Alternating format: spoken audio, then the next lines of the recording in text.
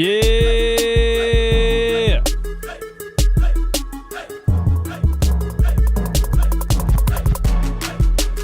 Running back nation, what is good?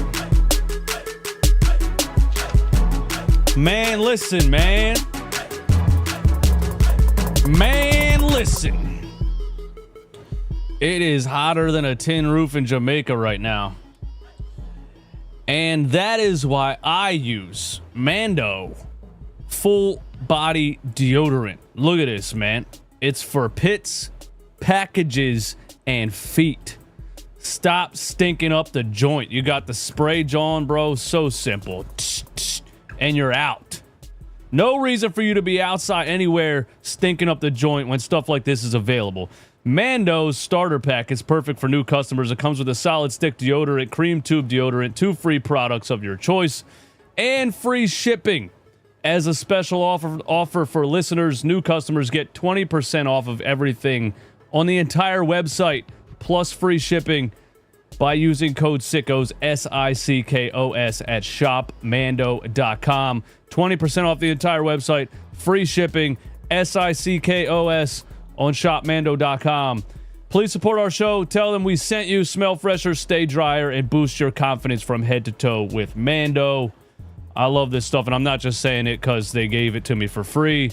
I've been using it. I mean, I'm not gonna lie, it is free deodorant, but I've been using it since they gave it to me, and I love it. Shout out to Mando. And shout out to anybody that's gotten Mando using my promo code, man. Shout out to everybody. In here is July 25th. Aunt C in the building. Make sure you smell fresh for your partner. Guy said the most politically correct comment you could say in a YouTube chat. Aunt C is in the building. Shout out to RJ. Shout out to the other members. Sicko Nation. 95 in here. Please take a second to hit that. Yeah, hit the like button, man. Hit the like button. My viewer count isn't working. I don't know how many people are in here right now. 132. Give me 132 likes. All right, let's get down to business, man. Speaking on the Sixers and the Quentin Grimes situation that is going on all summer long. I remember when free agency started, and we kind of thought something was going to happen day one. And then I quickly started to realize that Quentin Grimes is going to wait out the entire summer. He's going to wait all summer long for the best offer, and he's going to either take the best offer or, if nothing comes of anything, he's going to take the offer that the 76ers give him. Of course, they can match any offer. They have his bird rights, but so that going over the salary cap won't affect them penalty-wise, but there's still a number that Quentin Grimes could get that the 76ers probably wouldn't want to match unless it's a long-term deal. You know what I'm saying? What else? There was rumored like that he wanted $25 million, right when the free agency opened up. That sounded crazy to a lot of people. I thought it sounded like it made sense for what he wants, because I think Quentin Grimes thinks that he is a potential NBA superstar. I think that he thinks he played like a star, and I think he did, but I think he's overrating himself, and his camp is overrating him a little bit. But I can't blame him for that. You know, get the most money you can. You had a great second half of a season when everybody was hurt. It was very efficient. Get all the money you can. But today we see a rumor from Jake Fisher that a player who Quentin Grimes is often compared to as play style and maybe value to a team, the Nets offered Cam Thomas a 2-year, $14 million per year deal with a team option. See, I read this 3 times, and this is the first time I read it correctly. I thought the rumor was 2 years, $14 million. Oddly written here by NBA Central. The Nets offered Cam Thomas 2 years, $14.1 million per year. So they offered Cam Thomas a 2-year, $28 million contract, and that makes obviously a lot more sense than 2 years, $14 million. I thought Cam got offered less than Quentin Grimes was offered by the 76ers. For those that don't know, the 76ers offered Quentin Grimes a 1-year, $8.7 million qualifying offer.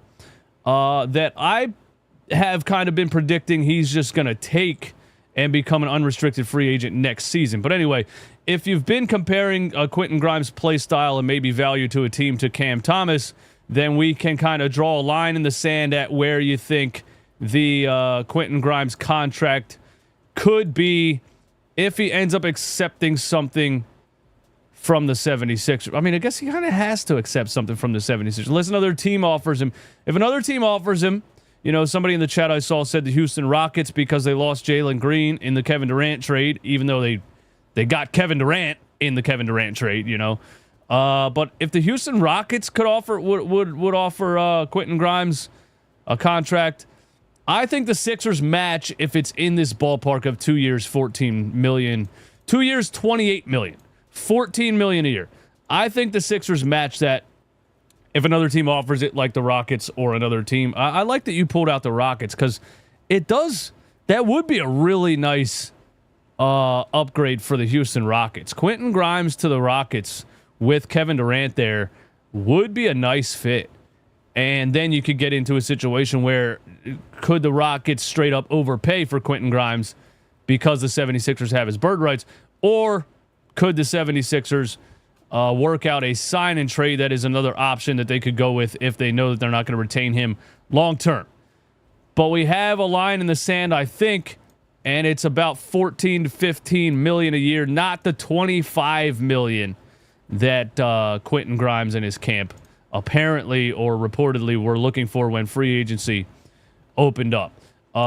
Cam Thomas thinks of himself as one of the most elite playmaking scorers in the NBA and wants to be compensated as such. You see what I'm saying? This is what I mean when people thought Quentin Grimes was just going to enter free agency and sign right away.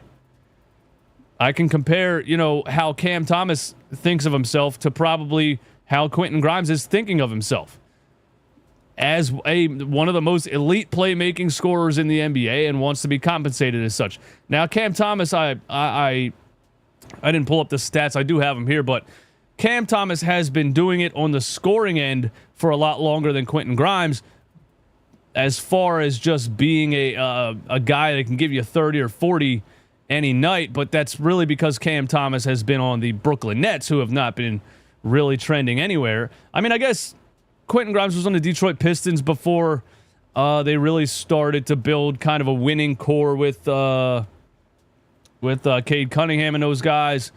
He played for the Dallas Mavericks alongside Luka Doncic, and, you know, he played well, but you still didn't really hear much about Quentin Grimes in Dallas. At least I really don't remember hearing a whole lot about Quentin Grimes in Dallas. So it does make you think, you know, is what the detractors are saying about Quentin Grimes, you know, well, he just got a lot of shots up because the 76ers were tanking and he's not as good as he seemed. It could be true when you look at some of the teams that he played for. But anyway, I think Quentin Grimes could be thinking of himself the same way Cam Thomas is thinking of himself, and that's why he's looking for the most money, and that's why he hasn't signed anything yet. And again, what incentive does he have to sign something right when free agency starts when he could just wait the whole summer? The 1 year offer is there from the 76ers. If they offer 2 years, 28, similar to what Cam Thomas was rumored to have been offered, maybe he takes that from the 76ers. But Cam Thomas, I guess, didn't even accept this offer, so he thinks he's worth more than 2 years, 28. We'll see what happens. The thing about Cam Thomas is, well, first of all, here's a dumb tweet by Cam Thomas. I wanted to throw this in there because this came out a couple of days ago. Zach Lowe on Cam Thomas, I believe he was on ESPN, and he said this: the consensus on Cam Thomas, if there is one, and he's got some fans, is that he's got some mega detractors, but the consensus is kind of like empty calories ball hog. Now, Zach Lowe used the word consensus. He was talking about the general opinion around the people that I talk to and I hear is that NBA executives feel like Cam Thomas is an empty calories ball hog, a guy that can put up 30 or 40 points on mid to low efficiency on a bad team and doesn't really play any defense. And so Zach Lowe wasn't even saying this himself. Cam Thomas retweets it and says, the consensus Fuck you and the consensus, Zach Lowe. This is most likely the same consensus teams who can't guard me and send double teams from the jump ball. Why are we double teaming a guy who's not that good? Make it make sense. Why are you so mad at Zach Lowe, bro? He's just telling you what everybody's telling him, bro. Why? I don't think Cam Thomas knows what the word consensus means. But anyway, that is, just an example of Cam Thomas and how he feels about himself. And I think it could be similar with the Quentin Grimes situation. And so we have this from Philly Sixers Galaxy, who has not unblocked me on Twitter yet, but I can read their Twitter page. So, no harm, no foul. I'm not gonna hold grudges. I'm still gonna use you. I'm still gonna use your Twitter page to grind content all summer. Quentin Grimes seems more likely to re-sign with the Sixers on a short-term contract, as any resolution would come next month, said Jake Fisher. I do not think we're getting any resolution this week or in July for Quentin Grimes. I don't think so either. I didn't think so from the time it started. The Sixers 100% want to bring back Grimes. They want him at a very strong number. My latest understanding is that Grimes will also, in a similar capacity to Jonathan Kuminga and Cam Thomas, seems more likely to be signing a short-term agreement with Philadelphia. And I think that my prediction at the beginning of free agency might reign true, where, what's the most sensible thing for Quentin Grimes to do right now? If the free agent market isn't out there to offer you more than $14 million a season, and you're looking for 25, and the 1 year $8.7 million is on the table for the Sixers, what's the incentive to sign?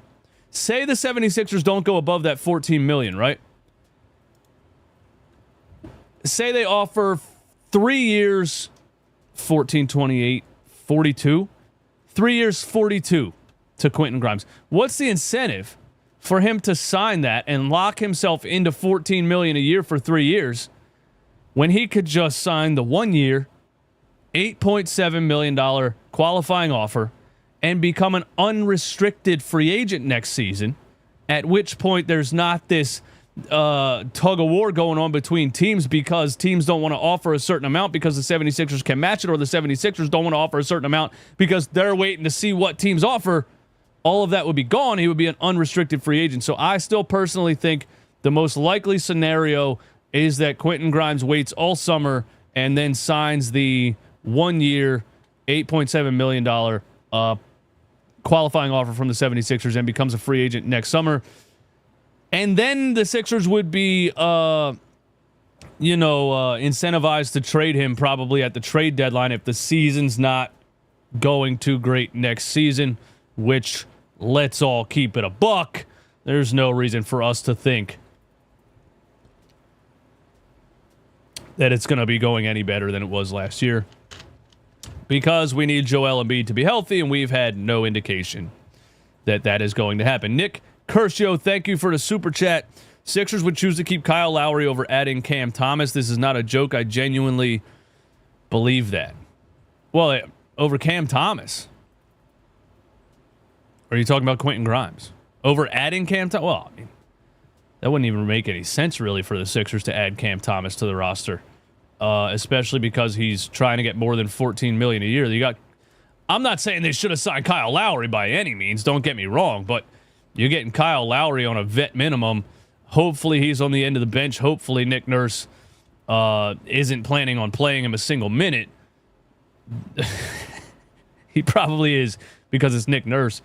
But there's no way they're going to pay $15 million for Cam Thomas at the same time they're trying to re-sign Quentin Grimes. At the same time, we're already talking about the fact that they have too many guards. Also, comparing Cam Thomas and Quentin Grimes, who's the better player? So if Cam Thomas is worth 14 or 15 million a year, maybe Quentin Grimes is worth much more than that, because their stats are pretty similar. And I was talking about Quentin Grimes and his season last season as far as it being high efficiency, but then once I looked at Cam Thomas's numbers, like specifically 24 points per game, 35% from 3 on 8 attempts per game, and 44% from the field. Those are not efficient numbers. They're not Kelly Oubre shooting numbers, but they're not high efficiency shooting numbers, right? So if NBA executives think that Cam Thomas is an empty calorie ball hog, then you look at Quentin Grimes' numbers and you see 22 points per game, 37% from three on 8 attempts per game. So about one more attempt per game, about 2% higher, and 47% from the field versus 44% from the field. So his numbers are better than Cam Thomas on more shots per game, 16 field goal attempts per game. Cam Thomas, 18 field goal attempts per game.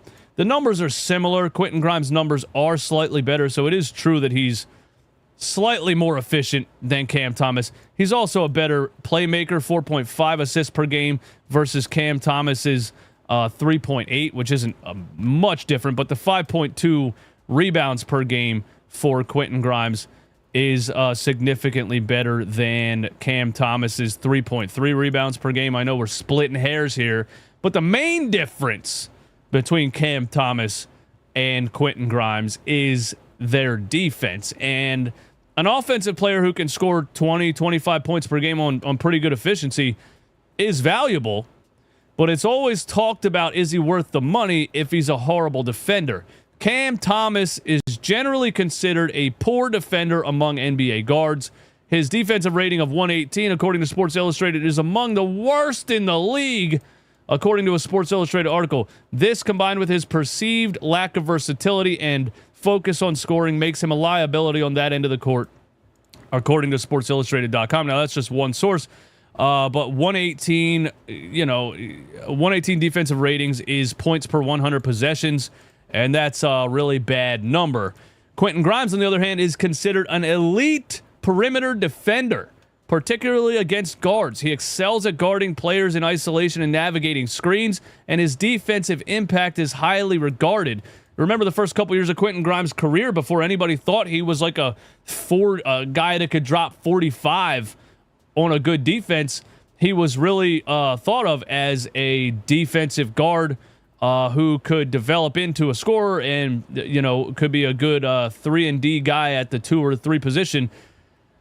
So Quentin Grimes does have a lot higher value than Cam Thomas because you don't erase what he can do offensively with terrible defensive numbers. He's better than Cam Thomas offensively. He's more efficient than Cam Thomas. He's a better playmaker. He's a better rebounder. And he's known as an elite perimeter defender. So go back. If you're looking at $14 million a year for a guy that can't guard my 9-year-old downstairs but could give you 40 points on a given night on kind of bad numbers and doesn't really equal wins too much, Quentin Grimes is much more valuable than Cam Thomas. So maybe Quentin Grimes does get upwards of $20 million. I think the Rockets are an interesting team. I should have went to like the Rockets payroll and kind of see if the Rockets could afford to pay Quentin Grimes $20 million. Let's do it right now. Why not, dude? Rockets salary update July 25th, 2025. The Houston Rockets salary cap table, and this is going to confuse me, and I've read a salary cap a million times, and total cap space, they are $48 million over the salary cap. They are $1.2 million under the first apron, and they are $13 million under the second apron. So if I'm not completely mentally challenged, the Rockets don't have the space to flat out offer Quentin Grimes $20 million a year if he's worth that. They don't even have the space to offer him the $14 million a year that it's rumored that Cam Thomas was offered by the Nets without going into the second apron. And the second apron is the apron that every team wants to avoid because there's penalties that include, losing first-round picks and things like that if you're over the second apron for multiple years in a row. The Rockets, they could get creative with like Aaron Holiday and maybe guys like that if they wanted to sign Quentin Grimes. I think the comment that I read right in the beginning of the show was a sign and trade for Tari Eason. He's making $5.6 million, so maybe that would make it work contract-wise with Quentin Grimes. So there are some things that would definitely have to happen for the Rockets to be a team that could offer him that. But it's not totally out of the realm of possibility, and I don't think the Sixers signing and trading him is out of the realm of possibility either. But there is the Quentin Grimes update, if it is an update. Nick Curcio, thank you for another super chat. This time, $10. I meant to say choose to play, not take. Say Cam was on the roster. Nick Nurse would still play Kyle Lowry, which means less minutes for Cam. He'd find a way to get him in the rotation. I mean, I don't disagree with you on that. And I like the fact that I just figured out that if I misinterpret a super chat, you will super chat again for twice the amount of money. So if I misinterpret this one, are you going to drop a $20? I need to know. I'm just kidding. I wouldn't put that past Nick Nurse either, but it's still a hypothetical because Cam Thomas is not on the 76ers roster, and they're looking at their main focus is re-signing Quentin Grimes right now. They're just playing hardball. But there is the Quentin Grimes update. If that is, in fact, an update, let me know in the chat, in the stream, in the comments, if that is an update or if that was just a flat-out waste of your time. I love you, man, but that's all I can afford. Thank you for the support, bro. Let's make fun of the Boston Celtics, shall we? The Boston Celtics are the favorites to win the Ben Simmons sweepstakes. Oh! Wow, the Boston Celtics, the juggernaut, the team that was supposed to win 3, 4, 5 championships in a row. Nobody was going to touch the Boston Celtics. They were unbeatable. They were losing to the Indiana Pacers before Jason Tatum tore his Achilles. So I'm not even blaming their loss on the Achilles. I thought the Boston Celtics were very beatable. I thought they had clear kryptonite that teams could take advantage of. I didn't think they were an unbeatable juggernaut like everybody else thought they were. And the Pacers were embarrassing them, essentially. And then Jason Tatum tore his Achilles, and that was the end of that. Now he's not going to play all next season.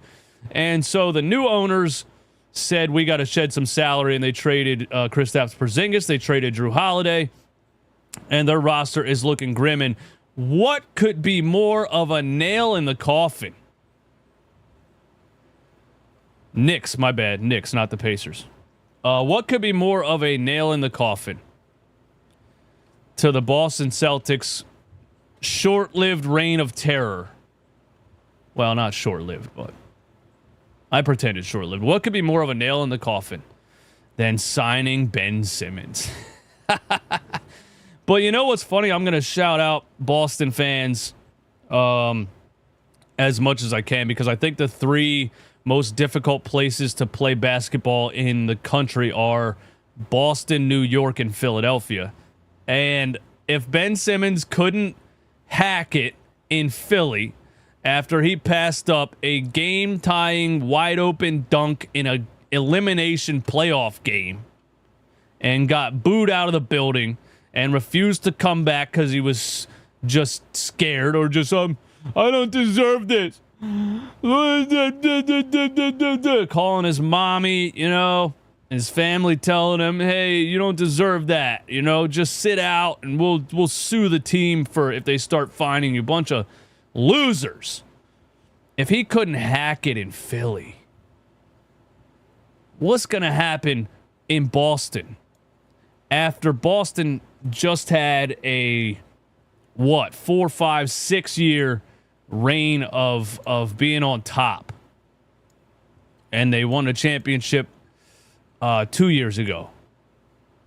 Suddenly the roster is depleted. They're going to have to go through a season of watching Jaylen Brown trying to be the number 1 option. It's not going to happen.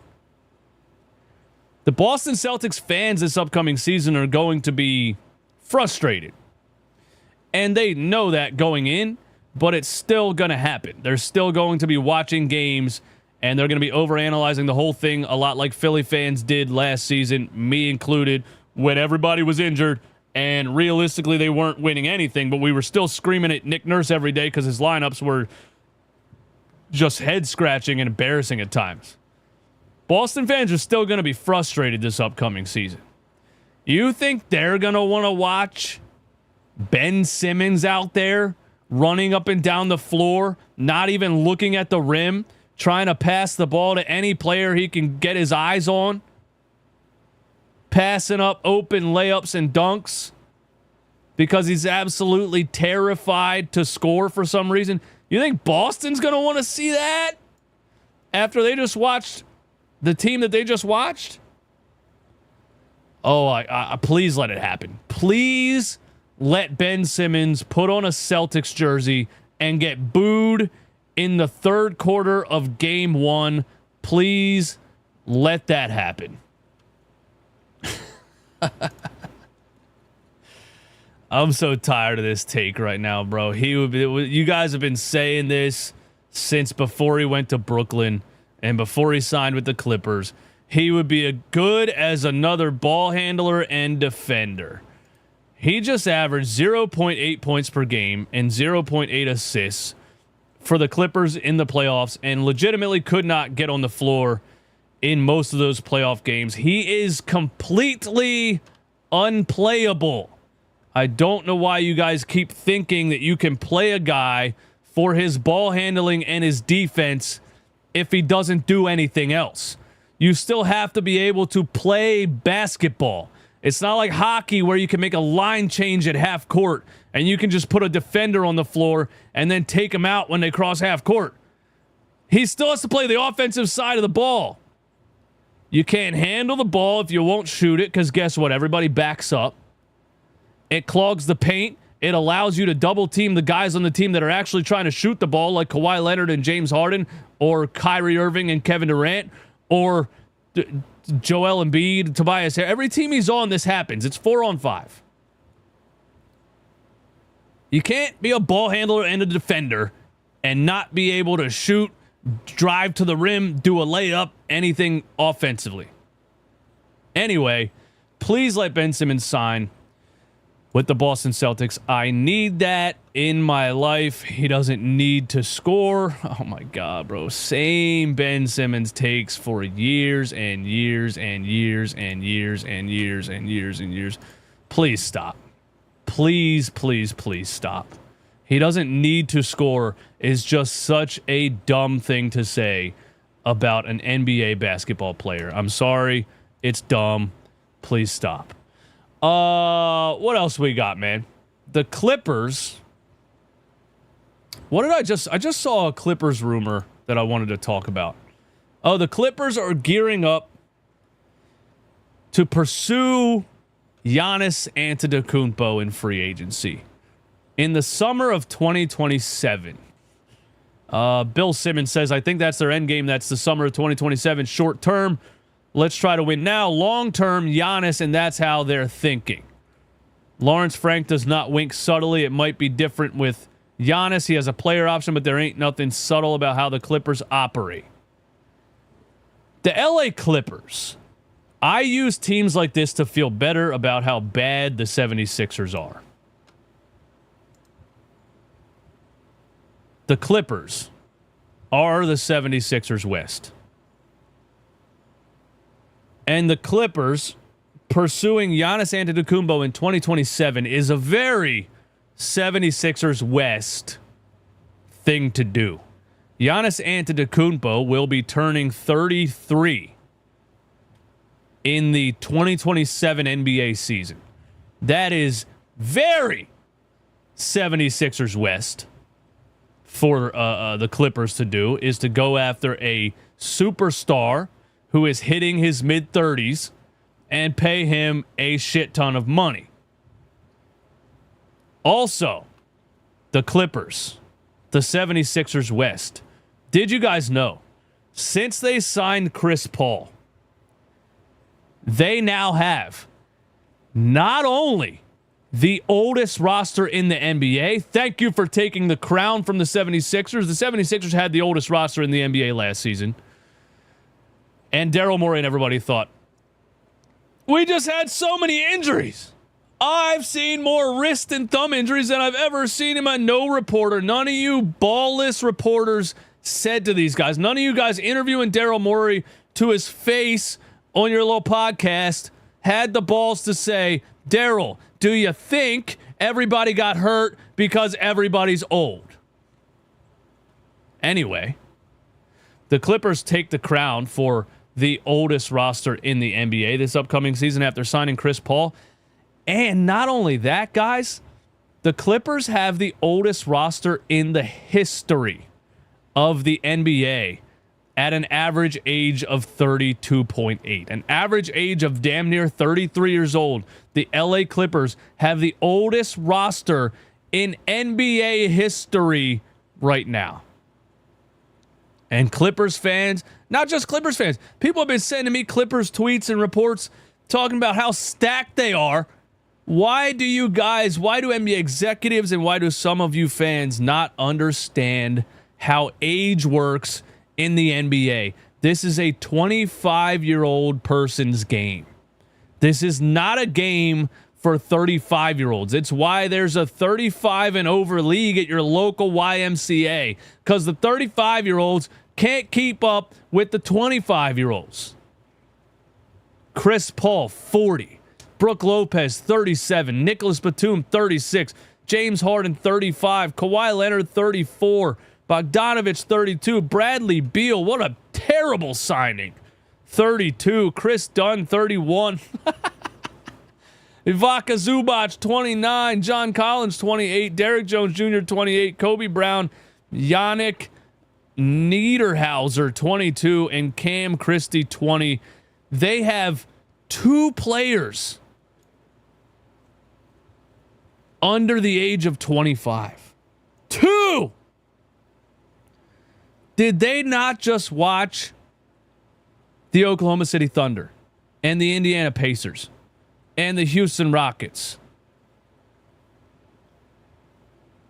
Did they not, like, bro, Clippers fans, James Harden stans who still watch and listen to my show, the Clippers are going nowhere fast. They are the 76ers of the West, except they don't even have a young core to move forward with after all of these guys inevitably retire and maybe this year. And guess who has the Clippers 2028 unprotected first round pick? The 76ers. That is the best thing that Daryl Morey has done probably in his tenure as the 76ers president, was when James Harden requested his third trade in 4 years. He got a 2028 unprotected first round pick from the Clippers. He has refused to trade it in any package. And it might be the number one overall pick in the draft by the time it comes around, especially if the Clippers can't land Giannis Antetokounmpo in big 2027. NBA is like the WWE, product dies with legacy names. It's how guys like PG can still get maxes, but no money left for young up-and-coming guys like Quentin Grimes. No fully guarantees should be incentive-based.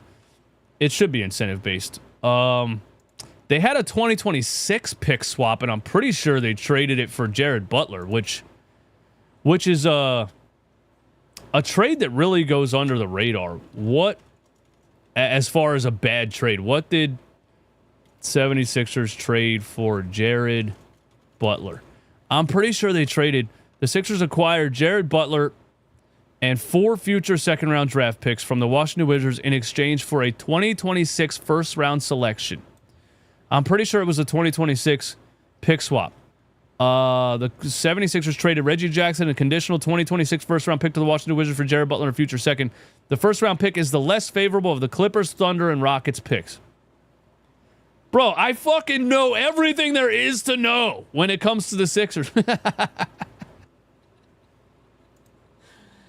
It's the reason this is the only YouTube channel that I run, because it's the only topic that I know this much about in all of topics that there are. Knowing about the 76ers is the only thing I'm good at. Yeah, they traded that for Jared Butler when Daryl Morey still thought the Sixers had a chance at the trade deadline. And he was like, if I just get a couple of younger guys on this team, we can make a run. And, Jared Butler and Quentin Grimes, he was trying to get Nick Nurse to stop playing Kyle Lowry and Eric Gordon. Nick Nurse said, hold my beer, my guy, because I'm still playing them. And you might see a Daryl Morey, Nick Nurse fist fight before the end of next season, and then everybody gets fired. But yeah, that is what happened. Read up on your sign and trade literacy yet? No, I didn't read up on anything that you told me to read up on, Tika, because I don't work for you, bro. So sit on it and spin. Pause. I'm just kidding. I love you.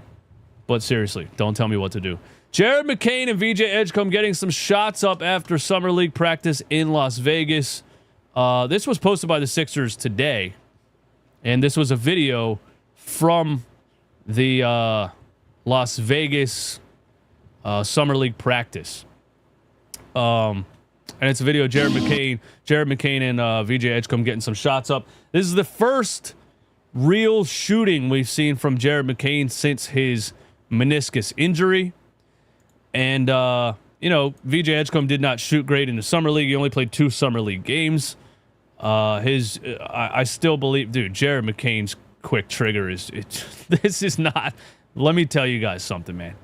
I think VJ Edgecombe's form looks good. I wanted to say that. And I'm going to continue to believe that his percentages can come up just off of working, just off of the reps, because he has the mechanics.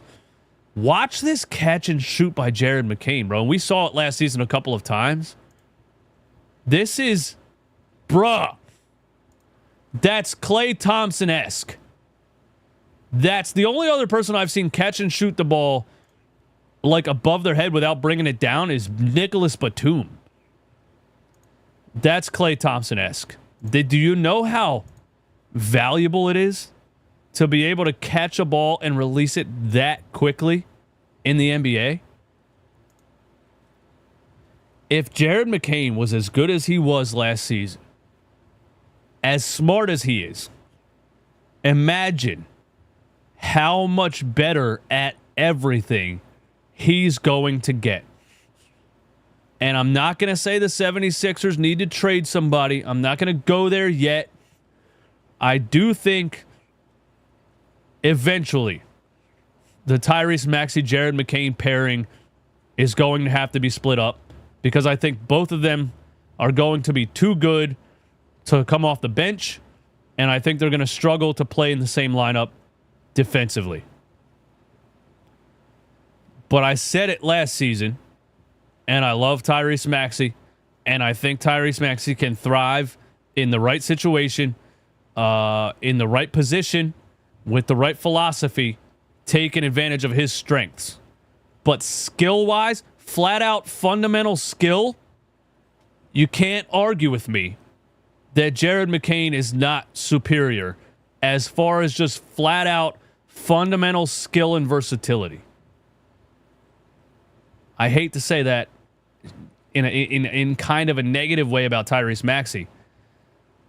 But if I had to make a prediction 3 years from now, I think Jared McCain has more superstar potential than Tyrese Maxey does. And it sucks that I just said that, because I love Tyrese Maxey. But anyway, I think Jared McCain is going to continue to get better and better and better. And I might be overrating the hell out of him, but bro, I think Jared McCain has the potential to be the next Steph Curry. I do. Do you think we should have traded down for Jeremiah Fears? The Sixers need wings, bro. Why would you? I mean, Jeremiah Fears is more of a... We haven't seen him in the NBA yet. But, you know, just based off of how he played in college, he is more of a traditional point guard, right? And has more point guard instincts, I think, than Tyrese Maxey and Jared McCain. But it's not possible, bro. You couldn't trade down and draft a point guard. You needed a wing. They flat out should have drafted Ace Bailey. I'm staying on that. I'll die on this hill. They should have drafted Ace Bailey. I don't care if he's a head case and his manager's an asshole. They should have drafted Ace Bailey. They need a wing. VJ Edgecombe isn't terribly undersized. So if he fills out, he could become a very good small forward. So I still don't hate the VJ Edgecombe draft. And I think he has a potential to be a very high level role player. He could even, evolve into a Anthony Edwards type of player. Who knows? But I don't think the 76ers could have got out of there alive by drafting a point guard, bro. Paul Michio, $5 super chat, says, Ice Bucket, I did agree to a bet that if the 76ers did not draft Ace Bailey, I would do an ice plunge. And I have not done the ice plunge yet.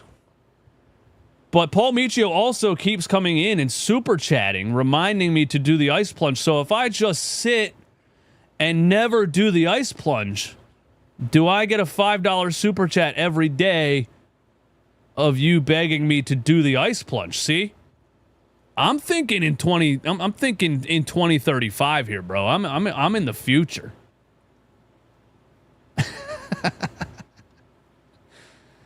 But no, I do need to do the ice plunge.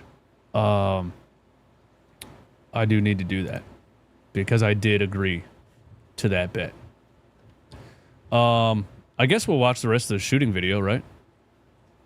VJ from the corner. Ooh, the one-handed top of the key passes from Jared McCain.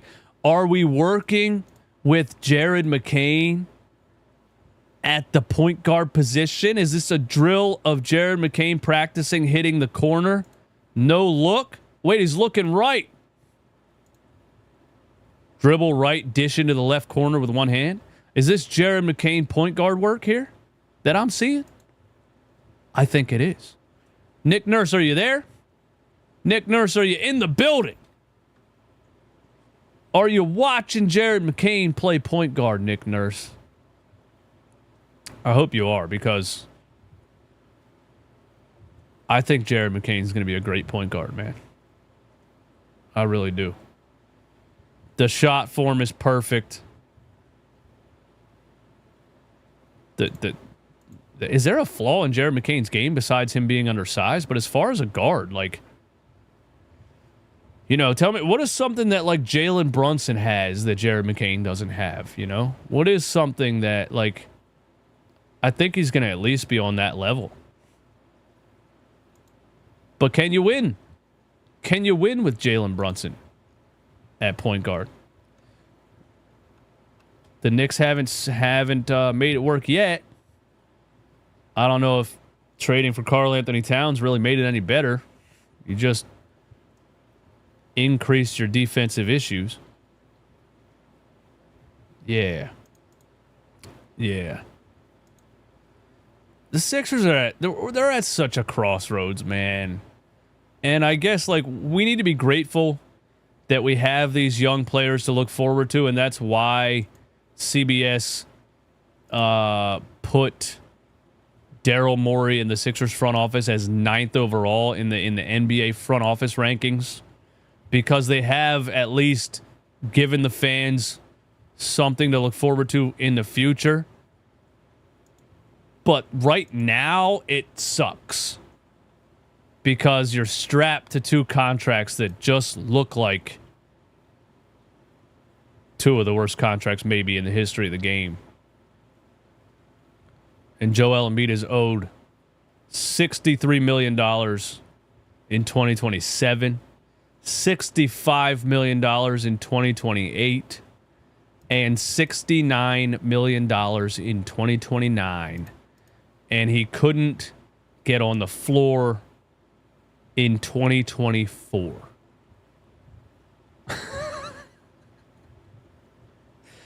But it is going to be. I am grateful that we have the young core to watch this season, especially if they re-sign Quentin Grimes, and maybe a Dembona takes a little bit of a step forward. He had some dominant flashes in the summer league. We'll see if Nick Nurse believes him or if he plays Andre Drummond at backup center. So there's reasons to watch the Sixers this season, but I don't think anybody should. I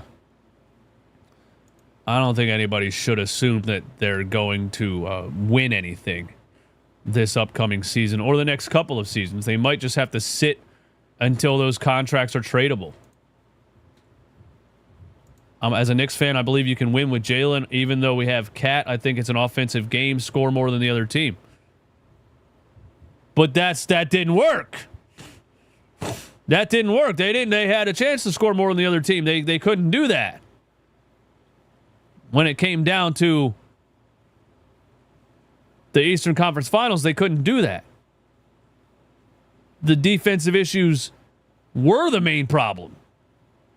The Pacers were getting to the rack whenever they wanted.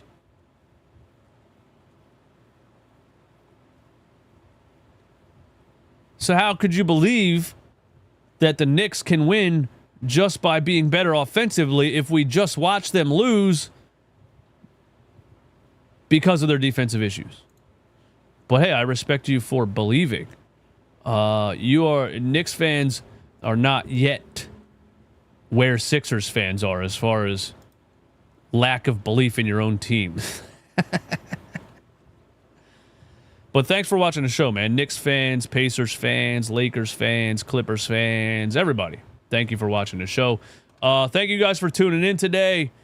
I hope I gave you some kind of update. If it wasn't really an update, hopefully I just gave you 1 hour of entertainment. Thank you for the support, and I'll be right back here on Monday, right around the same time. Continue to enjoy your summer.